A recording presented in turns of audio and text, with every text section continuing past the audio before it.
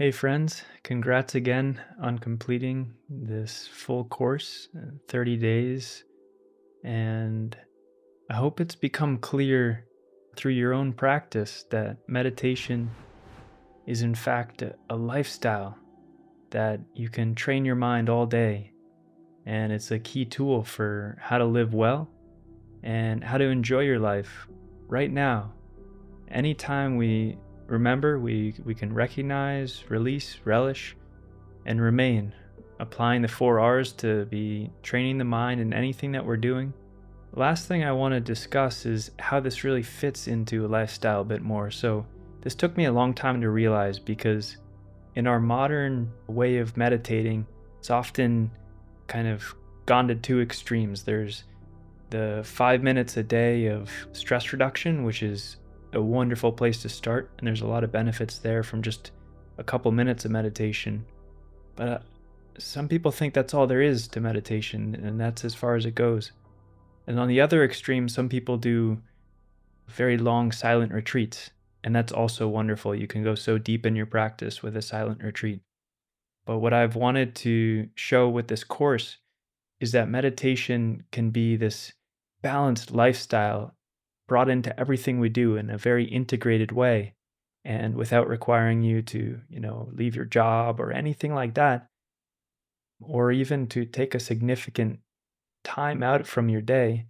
You can have a sustainable practice where you formally sit for a few minutes and then also, most importantly, meditate all day long. And if we look at the traditional systems, like, for example, in Buddhism, there's the Eightfold Path, and in yoga, there's 8 limbs of the Ashtanga yoga system. These are largely talking about how to live well in daily life. It's not just talking about the sitting practice. So there's kind of guidelines for conduct and self-discipline and daily living. And like in yoga, there's the yamas and niyamas. It's talking about good values like contentment and cleanliness, just part of a meditative lifestyle of caring about the way we interact with others and care for ourselves. And likewise, in Buddhism, there's right speech and right action and right livelihood. And maybe it's become clear to you through your practice why mental fitness and meditation are a lifestyle, because everything we do impacts our minds. And in neuroscience, this is called neuroplasticity, the idea that the brain is always changing no matter how we apply it and how we interact with our environment. In the predictive processing framework that we've covered in this course, this would be any update to our internal model. That's all neuroplasticity, and it's happening all the time. What we pay attention to, how we pay attention, and the qualities of mind are more likely to occur in the future. Those neural pathways are getting strengthened or weakened depending on how we're applying them. And so the qualities you've been training here, like metta, compassion, delight, equanimity, and a general ability to have metta awareness and recognize these qualities, those will become traits. They'll become part of who you are with continued practice. And there are over 300 different styles of meditation, according to one paper. What we've been doing here is really what I would consider a foundational training using the 4 R's, which are derived from my teacher Bhante Vimalaramsi's 6 R's. And this is what I've found to be the most effective way to train the mind. It's based on ancient Buddhist texts, kind of derived from there, and my teacher Bhante Vimalaramsi made it very accessible. You can check out his work more on YouTube. You can even do some online retreats or go in person for retreats to learn more about that style. But I hope I've provided the starting kind of stepping stones for this practice to go even deeper if you choose. And I'm not saying you have to follow this or that path, but I just want you to know that there are deeper levels of training available and deeper stages of development available too that we haven't been able to cover in this 30-day course. But it's great that you've built a habit and a foundation for your practice to go to the next level if you choose. Most important would be to continue with a regular practice, sitting formally every day. I recommend at least half an hour if you can. I know it might sound like a lot of time, but half that time could even be just walking back and forth and feeling this beautiful, positive metta feeling and smiling and enjoying yourself. The effort in this practice is not to try hard to focus the mind. It is to remember to practice all the time, to be the effort to continuously recognize, release negative states of mind, distracted states, and then relish and remain in positive states with meta awareness. Those are the mental reps you're doing. If you can do that even a few times a day, but ideally dozens of times a day, or even what if you could do that 100 times a day? Imagine how different your day would be because of the amount of time, the unquantifiably greater time that you spend in a positive state of mind, making decisions from that mindset of metta, compassion, delight, and equanimity. It's going to be a much more effective day. So the 4 R's are also awesome because they apply on all levels of our life. So they apply on any given moment. And on the micro level, we can recognize distractions. We can release the craving, the tension in the mind and body. We can relish the radical bliss of, well, any of those states, metta, compassion, delight, equanimity, or just a mind that's temporarily liberated from a contracted state. So when we release and like opening the clenched fist, there is this little bliss that we can relish in. Then it helps, we can bring up a smile and just enjoy that happy state of mind. And then this will help us remain metta aware and composed longer as the mind collects and learns that, ouch, it hurts, like touching a hot stove when I go into those negative states and start taking things really personally and, start trying to control my experience, grasping after things that are pleasurable but then gone in an instant. And instead, it starts to prefer being in a released state. And then on the macro level, we can recognize the toxic habits and beliefs in our mind. And we can release the assumptions behind those. We can start to release the kind of conditioned responses that we have to things, the habitual ways of thinking about things. And we can relish the sublime traits. So, this is when the states become more lasting character traits with training. We can relish being a person of integrity who's doing their best to be a good person. And it's really the intentions that matter, but those, you can recognize a subtle bliss in that too. Like, wow, I'm really doing my best here, I like myself. I'm a good person. Not this kind of like pumped up ego sense, but it's okay to appreciate yourself for doing your best and, for doing kind things. And that's a kind of wholesome liking of yourself, a self-compassion. So that's on a more macro level, the bliss of leading a helpful lifestyle for others, where we're not harming others and we're even being of service for others. And then on a macro level, we can remain by living light, by having less things in our life that we're trying to accumulate. And there's a whole lesson on ways to live light, but it might mean taking a break from your phone for some time, unplugging, being in nature. And these are all ways that the mind can help, that can help the mind stabilize on a more macro level. If you know how to meditate, there's never a wasted moment.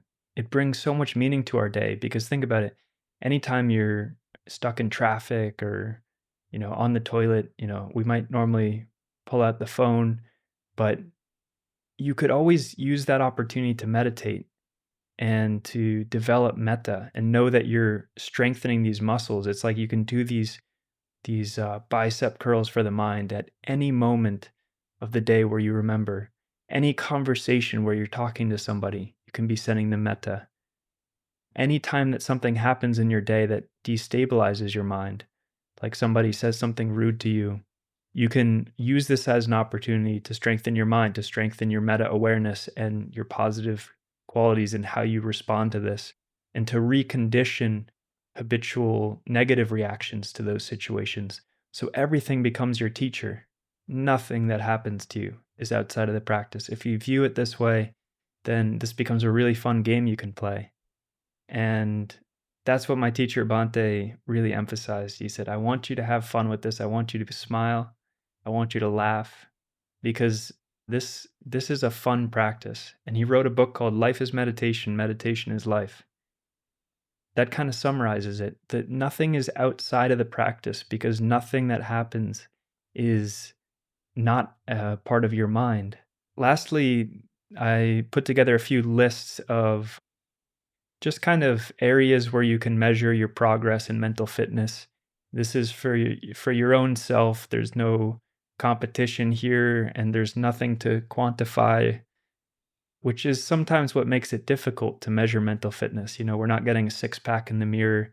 There's no heart rate variability that's like easily related to meditation. So, what we can do is recognize for ourselves certain qualities that will develop as we practice. And there are more traditional systems that talk about like stages of development, so you can explore that on your own. But here are a few areas that you might have already started to notice a positive change in. So the first one is, how often are you meta aware? In other words, how often are you observing your mind and observing your body? You could give yourself like a percentage score at the end of the day if you're a numbers person. Or you could just kind of check in every once in a while and think, okay, how often have was I aware today? How long have I not been aware for? Or how long has my meta awareness been there for? Number two would be, what's your general energy level? We talked about chi and kind of vital energy, but do you notice that there's a increasing sense of kind of joyful bliss in the mind, or like this childlike energy? Is it growing? And this obviously relates to other factors, not just mental fitness. It could be what you ate that day or how much sleep you got and other things. But over the long run, you might notice this positive trend in energy levels. And that's also a result of letting go of the baggage, the regrets and concerns that really weigh down our mind and suck up a lot of our energy. I highly recommend spending more time with the forgiveness practice. I found that to be like the secret tool because it helps every other area of the practice. It helps with the metta, and it helps just relieve these huge blocks that might be there that we don't even realize until we spend a lot of time with that practice. And then eventually just forgiving everything that happens throughout the day, every little thing that bothers you, anytime the mind is judging someone. If you can rewire all those judgmental thoughts into positive ones, your day is just going to transform. But this takes consistent and applied effort, and it starts with meta awareness.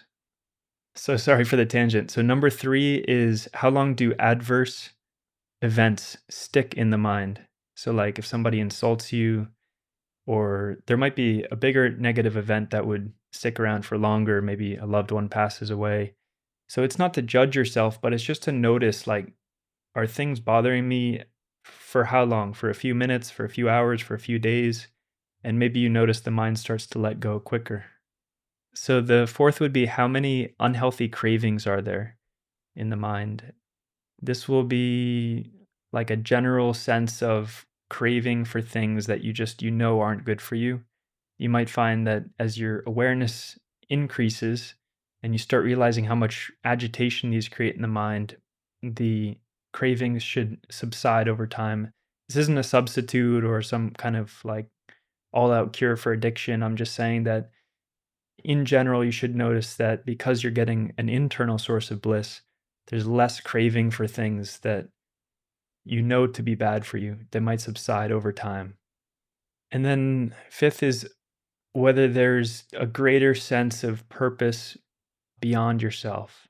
I think this is inherent in the states like metta and compassion, especially where we're training a state of mind that just feels a great joy in helping others and in thinking kind thoughts towards them.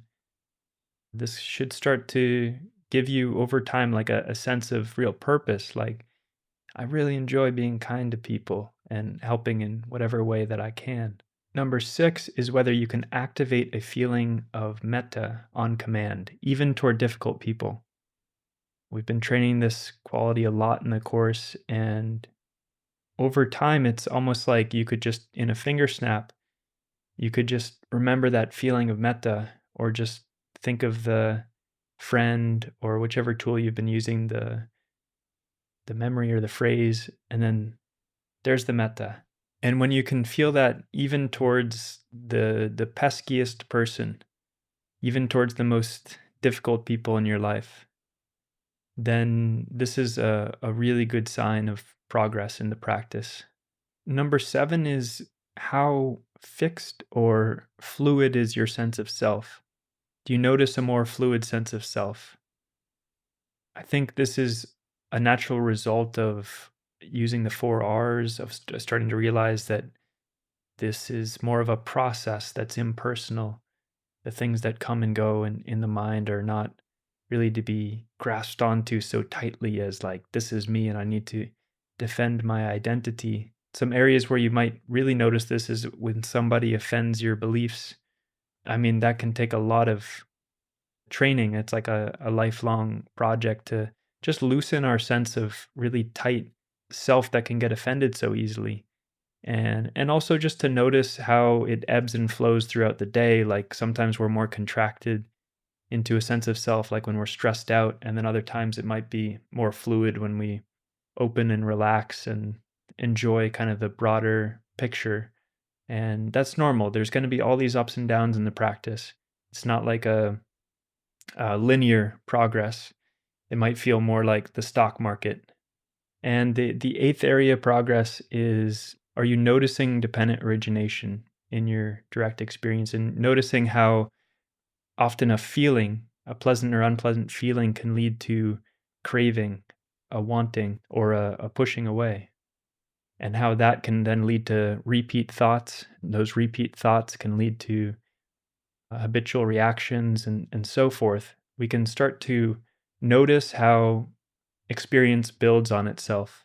And it's not that we're always trying to name and categorize, every, like, what link we're on or anything like that, but it's really seeing cause and effect for yourself, and seeing with wisdom that it's better to let go of negative mental states that can pull away our meta awareness and take us for a ride on dependent origination, leading from a text message we got to some kind of angry response, and then this whole chaos in our lives. We start to notice that process unfold and make more wise choices. So, your daily challenge is to track the percentage approximately of how much of the day you spent meta aware. I'd be really curious to see in the comments section what people's percentages are. It's not a competition, it's just interesting to see what people would think of their own meta awareness. And yeah, congrats on completing this 30-day course. If you found it helpful, please let your friends and family know about it. The more people we can get training their minds, I think the better world that we'll inhabit. And you can also feel free to go back to the trainings that you found, like, okay, I really want to master this, especially the forgiveness and especially the metta as kind of foundational. In addition to exploring the Fit Mind app, there's a lot of other techniques and tools on there. But I would say this is really like the foundational practice that I found most helpful personally. And I hope you've also found a lot of benefit out of it. It's been a joy to be able to share this with you, and I wish you a lot of metta. Congratulations on completing the 30 Days of Meditation, Science and Bliss course. We hope this program's contributed to your mental well-being. FitMind is a non-profit that aims to make science-based meditation accessible to all. If you found this course valuable, please consider sharing with a friend who may benefit from it. There's also a shareable link in the description. You may also like to support our mission with a donation. Even a small contribution can really make a significant impact. Thank you so much. Have a great day.